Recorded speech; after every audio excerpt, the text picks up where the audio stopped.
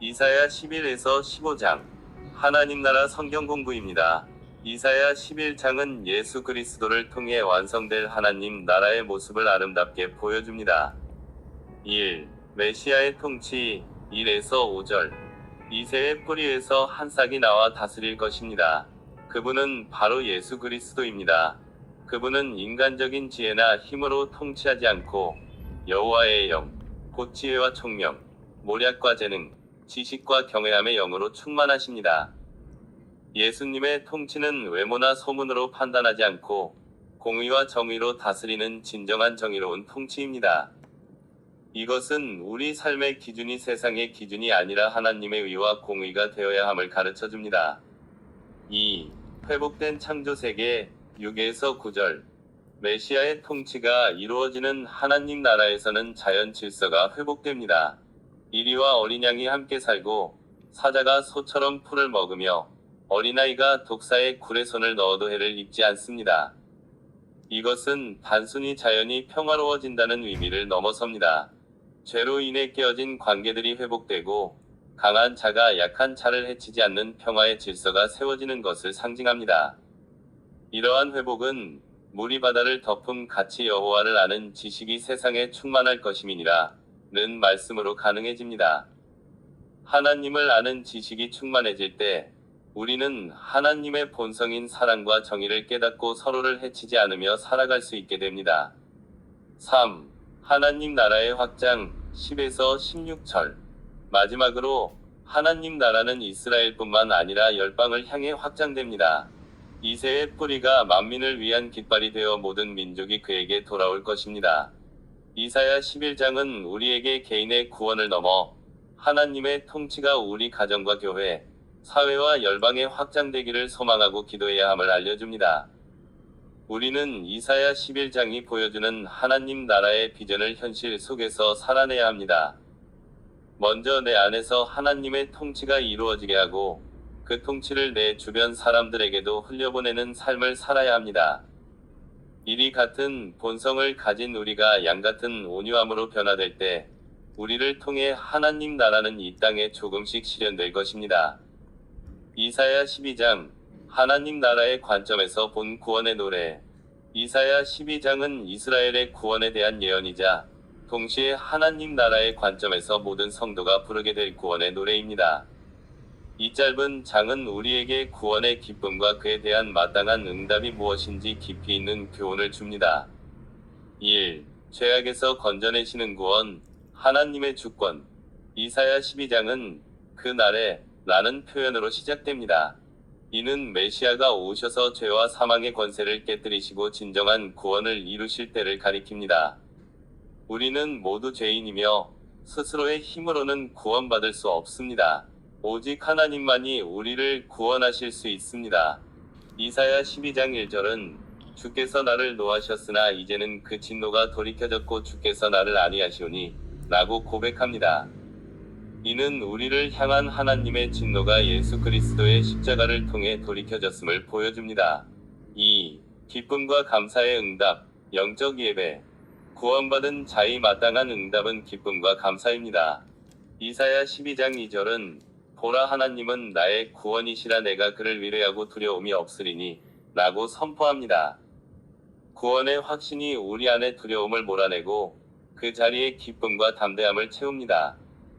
이사야는 계속해서 너희는 기쁨으로 구원의 우물에서 물을 기르리로다 라고 말합니다. 여기서 구원의 우물은 예수 그리스도의 복음을 의미합니다. 우리는 이 복음을 통해 영원한 생수를 마시고 갈증을 해소하며 진정한 기쁨을 누릴 수 있습니다. 3. 열방을 향한 증거, 선교적 사명. 이사야 12장은 개인적인 구원의 노래를 넘어 모든 민족에게 이 복음을 전하는 선교적 사명을 강조합니다. 4에서 5절은 너희는 여호와께 감사하며 그의 이름을 부르며 그의 행사를 만국 중에 알게 하며 라고 권면합니다. 구원의 기쁨은 우리 안에만 머물러 있을 수 없습니다. 하나님 나라의 백성은 이 놀라운 복음을 아직 듣지 못한 이웃과 열방에게 전해야 합니다. 우리의 삶 자체가 하나님의 행사를 증거하는 통로가 되어야 합니다. 결론.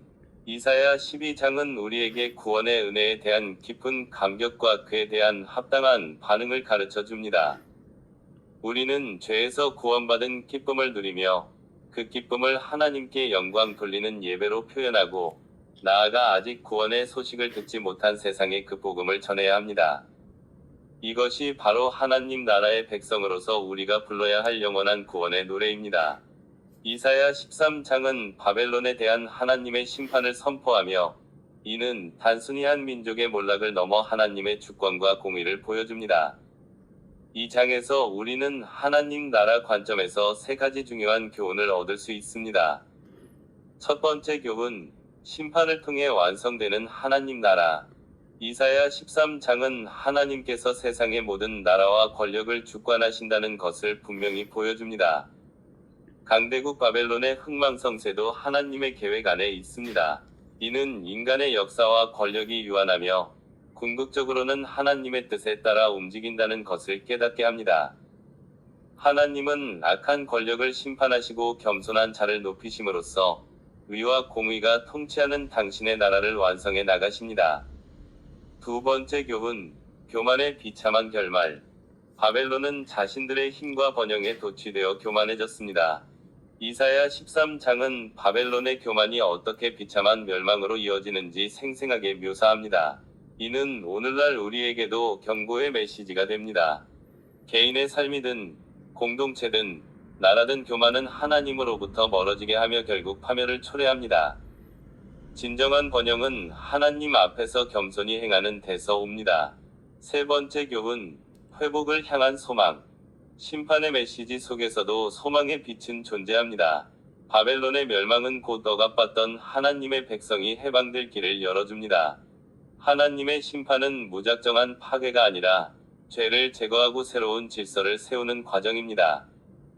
이처럼 이사야 13장은 악의 권세가 무너지고 하나님의 백성이 구원을 받는다는 궁극적인 희망을 보여주며 우리에게 하나님의 통치가 반드시 승리할 것임을 확신하게 합니다. 결론적으로 이사야 13장은 바벨론의 멸망을 통해 하나님의 주권, 교만의 위험성, 그리고 궁극적인 회복의 소망을 가르쳐줍니다. 우리는 이 말씀을 통해 세상의 유한한 힘을 위지하지 않고 오직 하나님만을 경외하며 겸손히 하나님 나라의 통치를 기다려야 합니다. 이사야 14장은 바벨론의 몰락을 통해 하나님의 주권과 그분의 백성인 이스라엘의 회복을 노래하는 예언입니다. 이 장은 단순히 한 제국의 패망을 예언하는 것을 넘어 하나님 나라의 관점에서 볼 때 몇 가지 중요한 교훈을 담고 있습니다. 교훈 1. 교만한 권력의 결국. 이사야 14장은 오만했던 바벨론 왕의 비참한 몰락을 생생하게 묘사합니다. 그는 스스로를 하늘 높이 올리려 했지만 결국 수올, 무덤, 가장 깊은 곳으로 던져집니다. 이는 인간의 교만이 아무리 거대하고 강력해 보여도 하나님의 주권 앞에서는 결국 무너질 수밖에 없음을 보여줍니다. 세상의 어떤 권력도 하나님의 권좌를 넘볼 수 없습니다. 하나님 나라의 관점에서 볼 때 진정한 권세는 겸손히 하나님을 위지하는 데서 나옵니다. 교훈 2. 고통받는 자들의 회복. 바벨론의 몰락은 단순히 한 제국의 패망이 아니라 그 제국 아래서 고통받던 이스라엘 백성에게 구원과 회복의 시작을 의미합니다. 그들은 더 이상 압제자의 속박 아래 있지 않고 평안을 누리게 될 것입니다. 이는 하나님께서 당신의 백성을 결코 잊지 않으시고 그들의 고통을 아시며 반드시 때가 되면 구원하신다는 약속입니다. 이 예언은 오늘날에도 믿는 자들이 겪는 모든 고난과 역경 속에서도 하나님께서 궁극적인 승리를 주실 것을 확신하게 합니다. 교훈 3. 하나님의 절대적인 주권. 이사야 14장의 예언은 인간의 역사와 세상 권력이 결코 우연의 흐름에 맡겨져 있지 않음을 보여줍니다. 바벨론의 흥망성쇠는 하나님의 주권적인 계획 안에 있었습니다. 하나님께서는 세상의 모든 역사를 주관하시며 당신의 뜻을 이루어 가십니다. 이사야 14장 24절은 만군의 여호와께서 맹세하여 이르시되 내가 생각한 것이 반드시 되며 내가 경영한 것이 반드시 이루리라 라고 선포합니다. 이는 하나님 나라의 완성이 세상의 모든 혼란과 악에도 불구하고 반드시 이루어질 것임을 선포하는 말씀입니다. 우리 삶 속에서 이해할 수 없는 일들을 만날 때라도 모든 것이 하나님의 주권 아래 있음을 믿고 의지해야 합니다. 결론적으로 이사야 14장은 인간의 교만과 세상 권력의 허무함을 보여주며 동시에 고통받는 백성을 구원하시고 모든 역사를 주관하시는 하나님의 절대적인 주권을 강조합니다. 이 말씀을 통해 우리는 오직 하나님만을 경배하며 그분의 나라가 이 땅에 임할 것을 소망하며 살아야 할 것입니다. 이사야 15장은 모압에 대한 심판의 말씀입니다. 하나님께서는 교만하고 우상을 숭배하며 이스라엘을 괴롭혔던 모압을 심판하시겠다고 선언하십니다. 하지만 이 말씀은 단순히 모압의 멸망을 예언하는 것을 넘어 오늘날 우리에게도 중요한 교훈을 전해줍니다. 하나님 나라의 관점에서 본 이사야 15장 1. 세상 나라의 덧없음. 이사야 15장은 모압의 멸망을 통해 세상 나라의 권력과 영광이 얼마나 허무한지를 보여줍니다. 아무리 강하고 부유한 나라라도 하나님의 심판 앞에서는 한순간에 무너질 수 있습니다. 이는 우리에게 영원하지 않은 이 세상의 것을 위지하지 말고 오직 영원하신 하나님만을 위지하라고 가르칩니다. 2.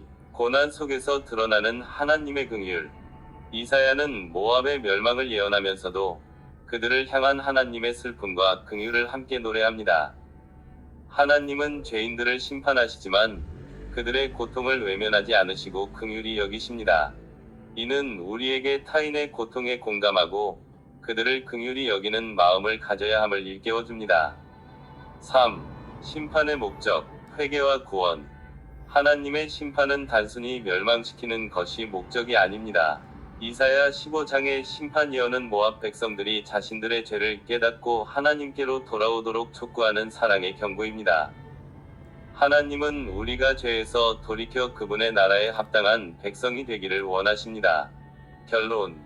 이사야 15장은 모압의 심판을 통해 세상의 덧없음, 하나님의 긍휼, 그리고 심판의 목적이 회개와 구원에 있음을 보여줍니다.